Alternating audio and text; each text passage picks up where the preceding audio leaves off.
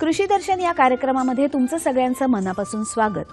आजचा जो आपला विषय आहे तो आहे टोमॅटो पिकावरील कीड व्यवस्थापन आणि त्या अनुषंगाने आज आपण आमंत्रित केलेला आहे प्राध्यापक बी.व्ही. भेदे यांना, जे वसंतराव नाईक मराठवाडा कृषी विद्यापीठ परभणी येथून आलेले आहेत आणि तेथील कीटकशास्त्र या विभागामध्ये ते सहाय्यक प्राध्यापक म्हणून कार्यरत आहेत। मी तुमचं स्वागत करते सर। नमस्कार। तर असं हे महत्त्वाचं जे पीक आहे जे शेतकऱ्यासाठी तेवढंच फायदेशीर आहे, जागतिक बाजारपेठेतही त्याला तेवढंच महत्त्व आहे, तर त्या अनुषंगाने त्यातलं जे कीड व्यवस्थापन याविषयी आज जे बोलणार आहोत, तर सगळ्यात महत्त्वाचं म्हणजे की टोमॅटो पिकावर जी कीड पडते ती अपरिमित नुकसान करते पिकाचं, तर याविषयी काय सांगाल सुरुवातीला? हे टोमॅटो हे जे आहे वर्षभर घेतलं जाणारं पीक आहे आणि हे शेतकऱ्याचा म्हणजे फायदा करून देणारं महत्त्वाचं पीक आहे। आता याच्यामध्ये जे कमी प्रतीचं टोमॅटोचं उत्पादन होतं किंवा कमी उत्पादन होतं, यामध्ये किडीचा वाटा हा सगळ्यात महत्त्वाचा आहे आणि सरासरी जर बघितलं तर 20 ते 30% नुकसान या किडीमुळे होतं आणि काही काही वेळेस म्हणजे जर किडीचा मोठ्या प्रमाणात उद्रेक झाला तर 90% या टोमॅटो पिकाचं नुकसान होतं। आणि त्याचबरोबर आता हे किडी आले म्हणजे त्याचं नियंत्रण करण्यासाठी शेतकरी बांधव हे रासायनिक कीटकनाशकाचा वापर करतात। आता रासायनिक कीटकनाशकाचा जर अतिवापर केला तर या टोमॅटो पिकावर जे कीटकनाशकाचे अंश असतात ते आपल्या मानवाला हानिकारक असतात आणि त्याचबरोबर आपण जे हे टोमॅटो जर निर्यात करायचे झाले दुसऱ्या परदेशामध्ये तर ह्या निर्यात करण्यामध्ये सुद्धा या अशा प्रकारच्या अडचणी येतात। त्यामुळे या टोमॅटो पिकावर या कोणकोणत्या किडी आहेत आणि त्यांचं व्यवस्थापन कसं करायला पाहिजे, म्हणजे जे की आपल्या पर्यावरणाच्या दृष्टीने देखील म्हणजे चांगला असायला पाहिजे आणि कमीत कमी आपल्या मानवाला हानिकारक होईल अशा प्रकारे जे कीड व्यवस्थापन आहे ते करायला पाहिजे। तर सगळ्यात आधी सांगा की या ज्या प्रामुख्याने आढळणाऱ्या किडी आहेत टोमॅटो या पिकावर त्या कोणकोणत्या आहेत? टोमॅटो पिकावर सगळ्यात महत्त्वाचं म्हणजे फळ पोखरणारी अळी ही जी कीड आहे ती आहे, त्यानंतर नाग अळी आहे, एक पाने पोखरणारी अळी आहे आणि दुसरी जे नंतर जे आहे तंबाखूवरील पाने खाणारी अळी। या ज्या 4 किडी आहेत पानं किंवा फुले किंवा फळे यावरती प्रादुर्भाव करतात आणि काही रस शोषण करणाऱ्या किडी आहेत जसे की पांढरी माशी आहे, मावा आहे, फुलकिडे आहेत आणि पिठ्या डेकून आहे आणि लाल कोळी या जे आहेत ते रस शोषण करणाऱ्या किडी आहेत। तर जसा तुम्ही उल्लेख केलात की नाग अळी ह्याचाही प्रादुर्भाव फार मोठ्या प्रमाणावर पिकावर होत असतो आणि त्याचं नुकसान ते करत असतं, तर याविषयी काय सांगाल? पानावरती जे पांढरे जे नागमोडी रेषा दिसतात त्याच्यामुळे ह्याला नाग अळी असं म्हटलेलं आहे। आता ह्याच्यामध्ये जर बघितलं तर ह्याची एक अळी असते आणि अळी हिला पाय नसतात, म्हणजे पिवळसर रंगाची अळी असते आणि पानाच्या मध्ये आत पोखरून ती आत जाते आणि मधातला जो हिरवा भाग आहे तो खाते आणि त्याच्यामुळे आपल्या पानावरती जे नागमोडी जे पांढऱ्या रेषा पडतात म्हणून त्याला आपण नागअळी म्हणतो। आणि ह्याच्यामुळे काय होतं, नागमोडी रेषा तर दिसतात आणि जर ह्याचा प्रादुर्भाव जर खूप झाला तर पूर्ण म्हणजे पानं जे आहे ते वाळायला सुरुवात होतात, म्हणजे वाळून जातात आणि त्याच्यामुळे झाडाच्या वाढीवर परिणाम होतो, त्याच्याबरोबर हे फळधारणा किंवा हे फळ लागण्यावरती त्याचा विपरीत परिणाम होतो।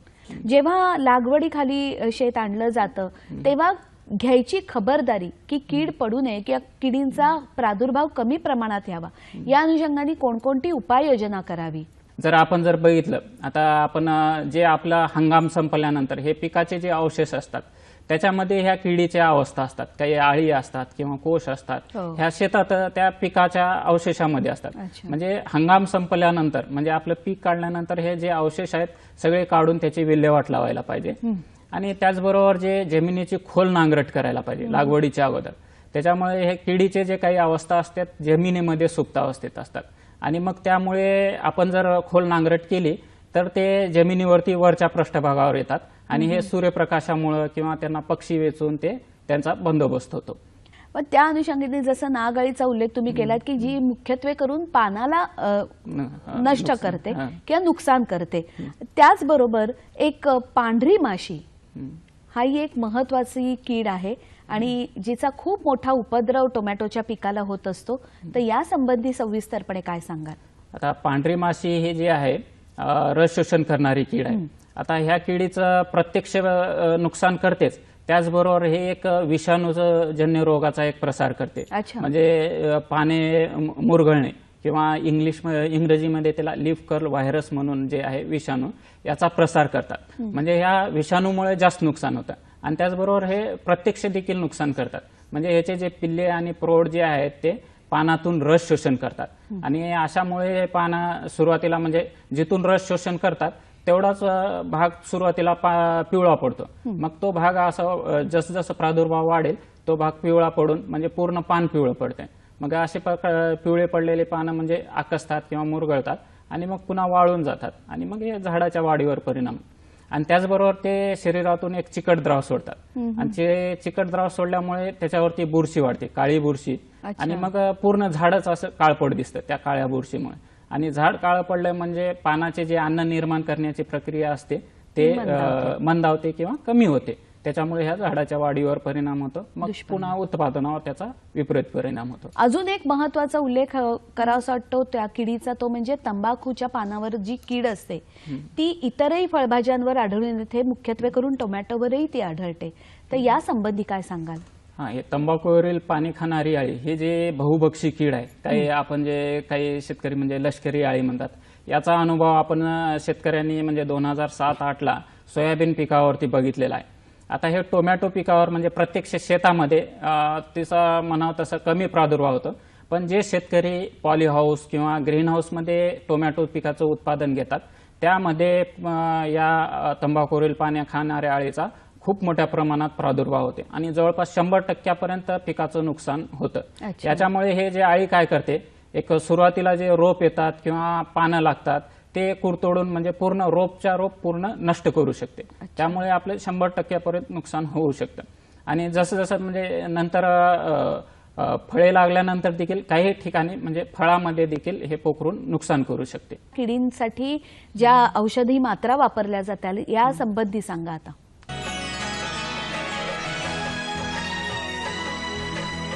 किडींसाठी ज्या औषधी मात्रा वापरल्या जातात या संबंधी सांगा आता. आता ह्याच्या अगोदर एक महत्वाची कीड आहे, एक फळ पोखरणारी जे कीड आहे. म्हणजे जे की आपण ही एक बहुभक्षी आहे. म्हणजे आपण कापसामध्ये जे आहे घाटे अळी म्हणतो किंवा बोंडाळी जी आहे म्हणतो ते, किंवा अमेरिकन बोंडाळी, हे जे आहे ते टोमॅटोवर फळ पोखरणारी अळी या नावाने ओळखली जाते. तसंच तुरीवरती जे आहे ते शेंगा पोखरणारी अळी किंवा हरभऱ्यावरती म्हणजे घाटे अळी ह्या नावानं आपण ओळखतो. आता ही अळी खूप म्हणजे हानिकारक आहे. म्हणजे जवळपास 250च्या वर पिकांना ही नुकसान करते. आणि हे टोमॅटो पिकाचं जे आहे, एक अळी जे आहे ते 2 ते 3 म्हणजे टोमॅटोचे फळ जे आपले खराब करते. म्हणजे हे अळी काय सुरुवातीपासून शेवटपर्यंत ह्या किडीचा प्रादुर्भाव आढळून येतो. म्हणजे हे अळी जे आहे सुरुवातीला पानं खाते, मग नंतर जे कोळे खोड आहे त्याच्यामध्ये शिरून ते खोडाला नुकसान करते. म्हणजे ते खोड म्हणजे तुटून जातं. आणि जेव्हा फळं लागतात किंवा कळ्या लागतात किंवा फुलं लागतात ते सुद्धा ते खाऊन फस्त करते. आणि जेव्हा फळं लागतात म्हणजे लहान असो मोठे असो त्यांना पोखरून म्हणजे आतील भाग खाते. आता ह्या फळांना असं छिद्र पडलं म्हणजे काय होतं, या फळा म्हणजे बुरशी जाते.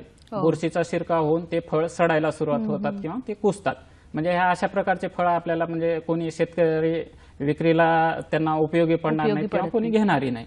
त्याच्यामुळे हे सगळ्यात महत्वाचे जे आहे ते फळ पोखरणारी जे अळी आहे ती आहे. आणि दुसरी आणखीन एक नवीन जे कीड आहे ते सध्या आपल्या भागामध्ये आढळून येते, 2-3 वर्षापासून आढळून येत आहे, जे की पाने पोखरणारी जे अळी आहे, जे की तिचं इंग्रजीमध्ये नाव आहे टुटा अप्सुलाटा म्हणून आहे, जे की आपल्या भागामध्ये नवीनच आहे. म्हणजे हे दक्षिण मेक्सिको या देशामध्ये म्हणजे राज्यात तिथे आढळून येत होती, पण आपल्या भागामध्ये 2-3 वर्षापासून आढळून आहेत. हे जे तुम्ही किडींचं सांगताय की मुख्यत्वे करून, तर हवामानाच्या बदलानुसार सुद्धा यांचा प्रादुर्भाव कमी जास्त होत असतो का सर? हो, निश्चितच. हवामानाचं सध्या जर बघितलं म्हणजे हवामानाच्या बदलानुसार म्हणजे तापमानामध्ये कमी जास्त वाढ किंवा पावसामध्ये कमी जास्त होणं, त्याचबरोबर हे पीक पद्धती देखील म्हणजे आपण एका पाठोपाठ टोमॅटो पीक त्याच शेतामध्ये घेणं किंवा अशा प्रकारचे म्हणजे जे आता फळ पोखरणारे जे अळी आहे त्याचे पर्यायी जर खाद्य वनस्पती जर आजूबाजूला असतील तर या टोमॅटो पिकावर या किडीचा प्रादुर्भाव जास्त प्रमाणात होतो आणि नुकसान जास्त होतं. म्हणजे जसं तुम्ही म्हणालात की पर्यायी वनस्पती आजूबाजूला असतील तर उदाहरणादाखल काय काय सांगाल तुम्ही? आता जर पर्यायी वनस्पती तर आपले पिकं असणारच, पण त्याचबरोबर काही तण असतात, जसं की पेटारी आहे, रानभेंडी आहे, कोळशी आहे. या जे आहेत ते या किडी जे आहेत, फळपो करणारी अळी किंवा हे पांढरी माशी आहे, या त्यावरती उपजीविका करतात. म्हणजे यांचा जे संख्या वाढण्यामध्ये किंवा त्यांचं गुणन होण्यामध्ये या पर्यायी खाद्य वनस्पती जे की बांधावर असतात किंवा शेतामध्ये असतात, या देखील महत्वाची भूमिका बजावतात. जसं तुम्ही म्हणालात की ह्या ज्या प्रामुख्याने आढळणाऱ्या किडी आहेत आणि त्या खूप नुकसान करतात, तर त्यांच्यावर विशिष्ट अशी कीटकनाशकं, त्यांची फवारणी याविषयी काय सांगाल? यांचे आपण आता व्यवस्थापन करताना सुरुवातीला जर बघितलं, एकदम रासायनिक कीटकनाशकाचा पर्याय वापरायचा नाही. एकदम शेवटचा पर्याय म्हणून आपण रासायनिक कीटकनाशकाचा वापर करायचा. त्याच्यामध्ये सुरुवातीला जे आहे ते यांत्रिक पद्धती म्हणून आहे. म्हणजे जे किडीने प्रादुर्भावग्रस्त भाग आहे तो हाताने वेचून किंवा जे आळ्या मोठ्या आहेत त्या हाताने वेचून त्यांचा नायनाट करू शकतो. आणि त्याचबरोबर ते काही कामगंध सापळे म्हणून भेटतात. म्हणजे हे जे या किडीचे जे प्रौढ आहेत त्यांना आकर्षित करण्यासाठी, जसं फळ पोखरणारी अळी आहे, तंबाखूवरील पाणी खाणारी अळी आहे, किंवा हे नवीन जे कीड आहे पाणी पोखरणारी कीड, यांच्यासाठी एक कामगंध सापळे आहेत. ते प्रति हेक्टरी 5 जर सापळे लावले तर आपल्याला अगोदर कळती, म्हणजे सुरुवातीलाच कीड म्हणजे येण्याच्या अगोदर, म्हणजे तिचा प्रादुर्भाव केव्हा होईल हे आपल्याला लक्षात येतो. आणि त्याचबरोबर जैविक जर कीटकनाशक जर बघितलं, आपण निंबोळी जी आहे त्याचा वापर आपण करायला पाहिजे.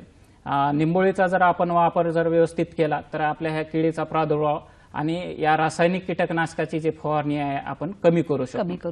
आता निंबोळीचा देखील वापर जे आहे ते निंबोळी पेंड आणि निंबोळी आर्क या 2 प्रकारे आपल्याला करता येतो. म्हणजे पीक आपण जर रोप लागवड केली, 20 दिवसांनी हे निंबोळी पेंड जे आहे ते 100 किलो 1 एकरमध्ये आपण टाकावी. त्याच्यामुळे आपल्या किडीचा जो प्रादुर्भाव आपण टाळू शकतो. आणि नंतर जे फवारणीसाठी जे आहे निंबोळी आर्क आहे किंवा बाजारामध्ये जे उपलब्ध आहेत निंबोळीवर आधारित जे कीटकनाशक आहेत त्यांचा आपण वापर करावा आणि त्याची फवारणी करावी. किंवा दुसरे एक जैविक कीटकनाशक आहेत, याची NPV म्हणून आहे. म्हणजे हे विषाणू आहेत. म्हणजे जसं माणसाला सर्दी हे ते विषाणूमुळे होते, तसंच किडींना देखील काही विषाणूमुळे त्यांना रोग होतो आणि त्यांना मारतात. तसंच घाटेआळी जी आहे त्याच्यासाठी NPV आहे. आणि किंवा तंबाखूवरील पाणी खाणारी जे आळी आहे त्याच्यासाठी जे आहे NPV, याचा जर आपण वापर केला किंवा ते फवारणीसाठी आपल्याला उपलब्ध आहे आणि त्याचा वापर केला तर त्या आळी जे आहेत ते त्यांना रोग होऊन त्या आळ्या मरतात. हे आपण जे आहे ते जैविक कीटकनाशक जे आहेत. आणि जे जैविक कीटकनाशक जे आहेत आपल्याला माणसांना कमीत कमी हानिकारक आहेत, म्हणजे जवळपास काहीच नुकसान पोहोचत नाही. तसंच पर्यावरणाला देखील ते पूरक आहेत किंवा पर्यावरणाला म्हणजे आपलं संरक्षण करतात.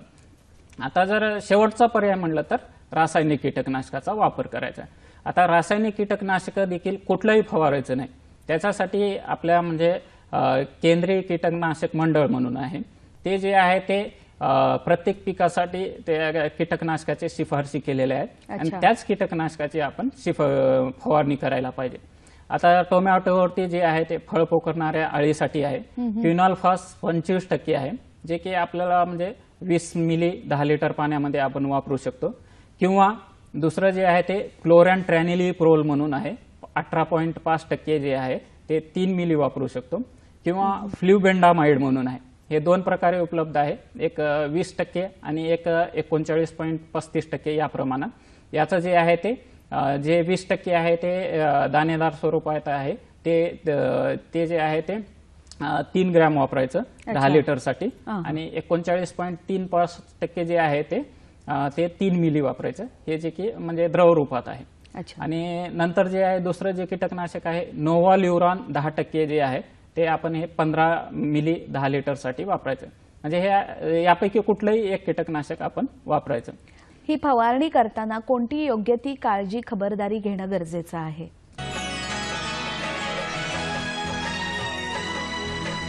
ही फवारणी करताना कोणती योग्य ती काळजी खबरदारी घेणं गरजेचं आहे? फवारणी करताना देखील आता सर्वप्रथम जे आहे ते योग्य कीटकनाशक निवडायला पाहिजे, त्यानंतर योग्य मात्रा घ्यायला पाहिजे आणि योग्य वेळ, या 3 बाबी लक्षात घ्यायला पाहिजे. आता योग्य वेळ म्हणजे किडीची अवस्था कोणती आहे त्यानुसार. आता किडी जे आहे ते लहान अवस्थेमध्ये आपल्याला सहजासहजी नियंत्रणात आणता येतात. आणि जर कीड जर मोठी झाली तर अशा प्रकारे कीड नियंत्रणात आपल्याला आणणं अवघड जातं किंवा ते सहजासहजी शक्य होत नाही. त्यामुळे हे किडी लहान अवस्थेत असतानाच आपण किडीची फवारणी करायची. निश्चितच हे फार महत्त्वाचं तुम्ही सांगितलं की कीड व्यवस्थापनाच्या दृष्टीने आजकाल आपण बघतो की पर्यावरणपूरक हे जास्त पावलं उचलणं फार गरजेचं आहे आणि त्या अनुषंगाने प्रत्येक शेतकरी मित्र तिथे सजगतेने पाहायला लागलेला आहे. तर एक शासनाच्या माध्यमातून यावर अशा विशिष्ट काही म्हणजे शेतकऱ्यांना उपयुक्त ठरतील अशी काही माहिती म्हणा किंवा योजना म्हणा आहेत का? शेतकऱ्यांना जे आहेत ते ह्या जैविक कीटकनाशकाबद्दल या प्रत्येक जिल्ह्यावरती एक जैविक प्रयोगशाळा आहे. त्याच्या माध्यमातून हे वेगवेगळे जैविक उत्पादनं तयार करून या शेतकऱ्यांना आपल्याला उपलब्ध करून देतात शासनातर्फे. किंवा जे विद्यापीठ आहे कृषी विद्यापीठामध्ये देखील हे जे जैविक कीटकनाशक आहेत ते आपल्याला उपलब्ध आहेत. म्हणजे प्रत्येक विद्यापीठामध्ये त्यांच्याकडे जे उपलब्धता आहे त्यानुसार ते वेगवेगळे जैविक कीटकनाशक आहेत ते तयार करतात. आणि त्याचबरोबर हे शेतकऱ्यांना म्हणजे विविध माध्यमातून शासनातर्फे संदेश जातात. त्या संदेशामध्ये देखील आपल्याला ह्या आम्ही शिफारस करताना सुरुवातीला प्रतिबंधात्मक उपाय काय करावे ते सांगतो. मग त्याच्यानंतर मग जैविक कीटकनाशकाचा पर्याय सांगतो आणि सगळ्यात शेवटचा म्हणजे रासायनिक कीटकनाशकाचा पर्याय सांगतो. जाता जाता सरांनी खूप छान सांगितलं की सगळ्यात शेवटी म्हणजे सगळ्यात आधी प्रतिबंधात्मक उपाययोजना जर तुम्ही व्यवस्थितपणे केली असेल तर निश्चितपणे येणारं पीक हे उत्तम दर्जाचंच असेल. आणि मग त्या अनुषंगाने ज्या पद्धती सरांनी सांगितल्या आणि सगळ्यात शेवटी जर का प्रादुर्भाव किडींचा आढळूनच आला मोठ्या प्रमाणावर तरच रासायनिक कीटकनाशकांचा वापर करावा, अन्यथा करू नये. आज तुम्ही इथे आलात, इतकी चांगली माहिती दिलीत त्याबद्दल मनापासून मी आभार मानते. धन्यवाद.